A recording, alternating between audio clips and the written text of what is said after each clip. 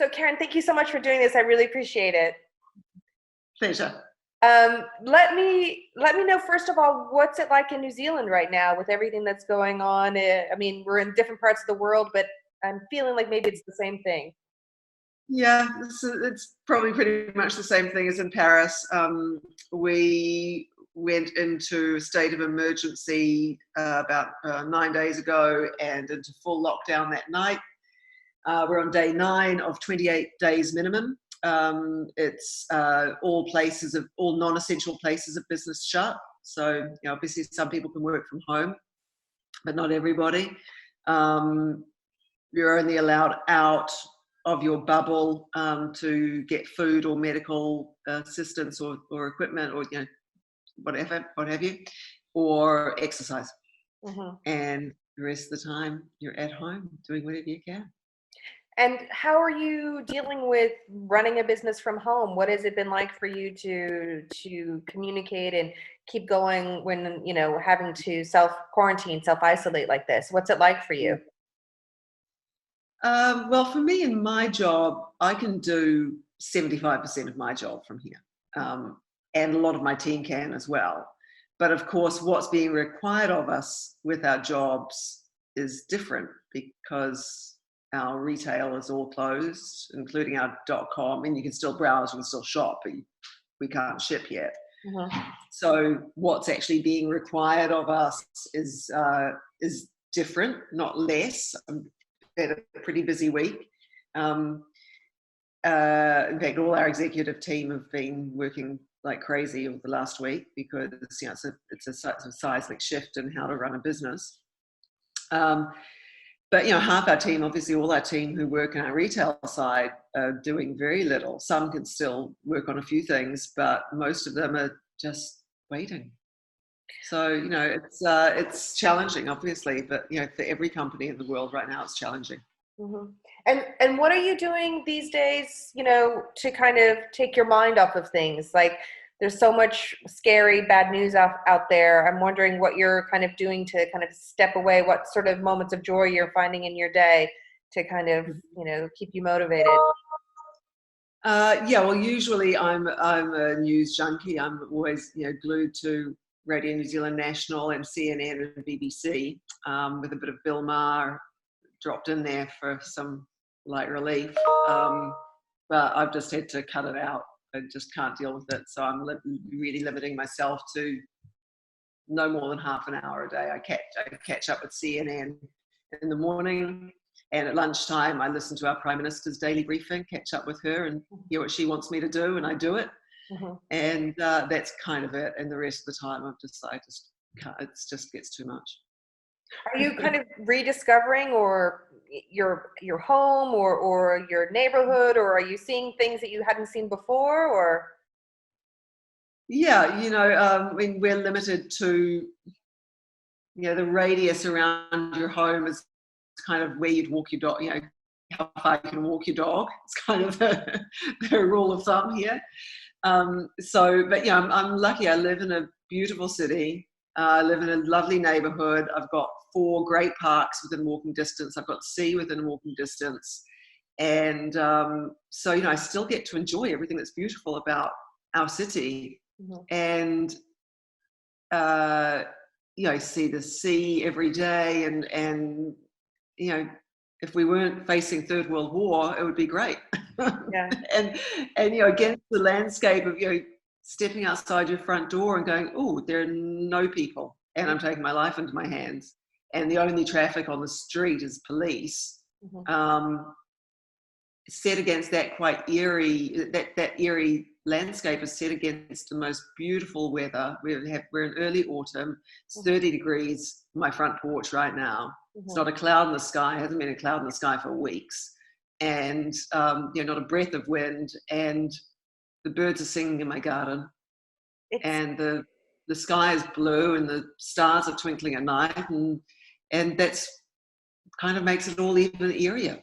Yeah, it's kind of as a disconnect, between it. Do you find that you're, with this new way of, self-quarantine and new way of living, that you're feeling more isolated or more connected to the people around you or the world? I mean, because I feel like there's a collective feeling, and then even though we're all in different places around the world, I feel like we're all kind of connected. Yeah, I think there's a real sense of camaraderie in terms of, digitally and physically.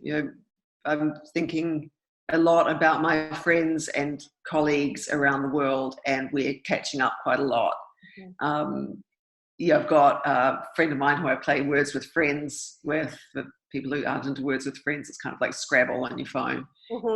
So, a friend of mine in Hudson Valley in upstate New York, we play all the time, and we've scheduled one tomorrow where it'll be on FaceTime, and we're playing and talking just like we would if we were, in the same room. So, and then my immediate neighborhood, I've got great neighbors where I live, and we see each other over the fence constantly and call out and anything you need.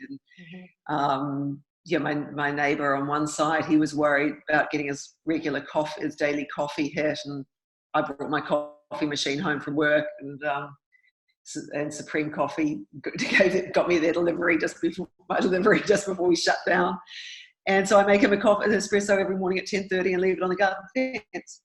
And, last night I was cooking something and I was out of parsley and mint from my vegetable garden. He has a fantastic vegetable garden, so it was just a text, and I went out into my garden and there it was waiting. So, I think it's that kind of everybody's reaching out to one another and doing what we can. I'm sure that's something that's being seen everywhere. Can you tell me a little bit about, looking forward in relationship to where your company is going, and what you think in general is going to be maybe the paradigm shift that we're going to be seeing within the fashion industry as a whole? What do you hope that this will lead to, I guess, is my question. Well, obviously this is a seismic shift, and will be a very clear before and after moment. From now on, it will be before C19 and after C19 is how we'll think about our moment on the planet. Yeah. And so that's kind of a big thing to get your head around, first of all. And then what does that mean for us just in the short term, just in the next 5 years? Not even thinking ahead to how long it'll take my daughter and her children to pay off the debt that our governments had to take on to keep the economy from falling out of the sky. And it's the same with most governments, I'm sure. Yeah. But just thinking about, okay, what does it look like when we reopen? What does it look like 6 months from then and a year from then? Well, I think that what C19 has done so far is it's like an accelerant. It's poured an accelerant on the trajectories that were already happening. So the trajectory away from monolithic fashion retail of mega brands with like 6,000 stores and $1 billion in turnover, and the wastefulness that we've come to associate with that. It will turn us away from that. And it will turn us towards, it'll increase that trajectory around tech and sustainability and community. And we're seeing that already. I've always loved tech and I've always embraced it, but using it even more.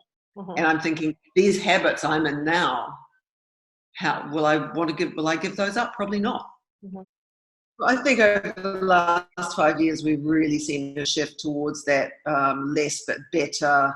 Do I really need it? Is it part of the solution or part of the problem to all those questions around how we consume? And and this moment is only going to accelerate that.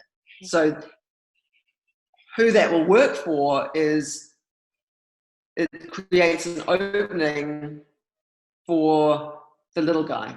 When the green shoots start to come through, and they will, it'll be the little guy with the great story who's doing it within their community and making a positive impact on their community in more ways than just offering a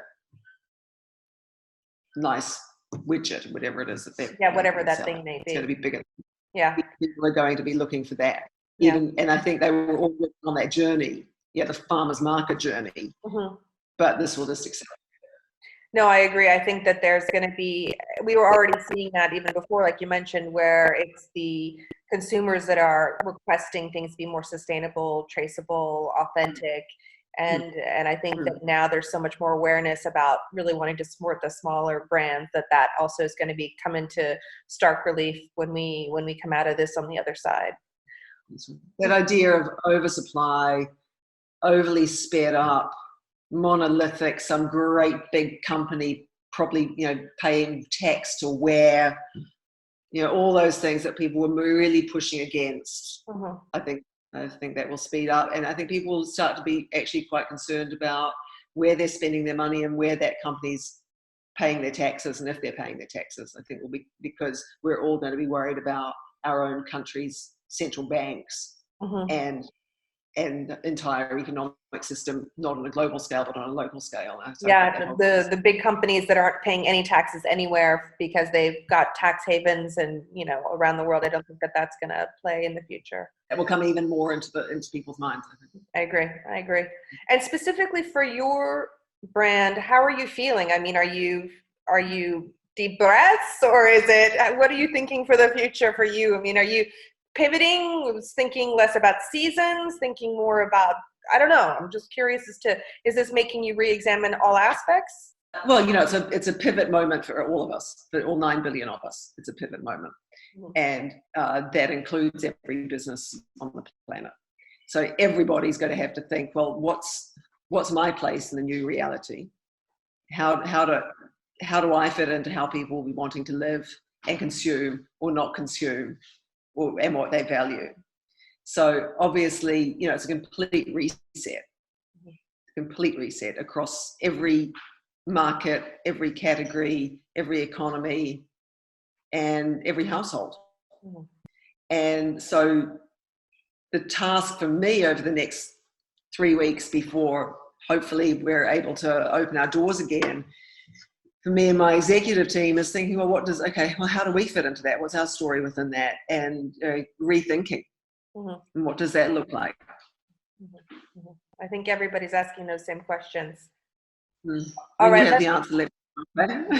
Yeah, I'll come back to you once I have the exact perfect answer for that. One last just fun question. What are you binge watching or listening to or reading to kind of, stay sane? Yes, well, I'm watching Les Anderson Cooper. It's easy on the eyes. Oh, no, I do miss that. Maybe I could watch him with the sound turned down. I don't know. What he's saying is just too upsetting at the moment.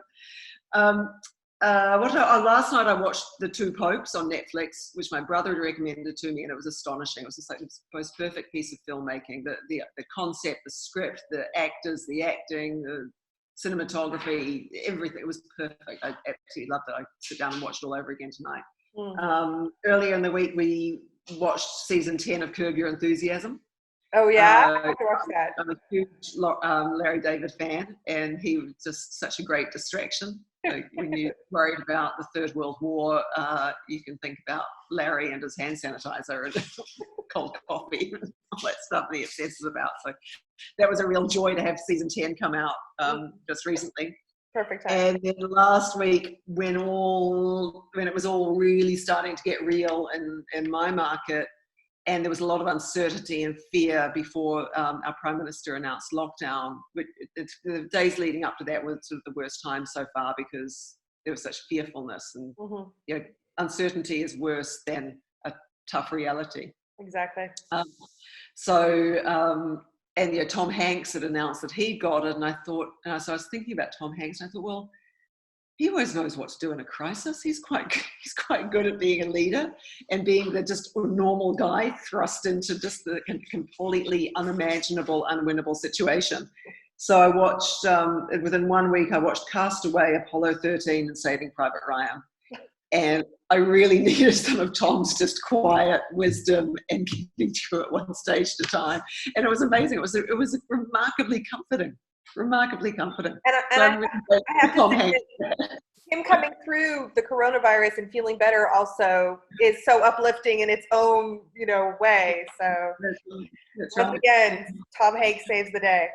And once again, in a quiet way. Yeah, quiet, very elegant way.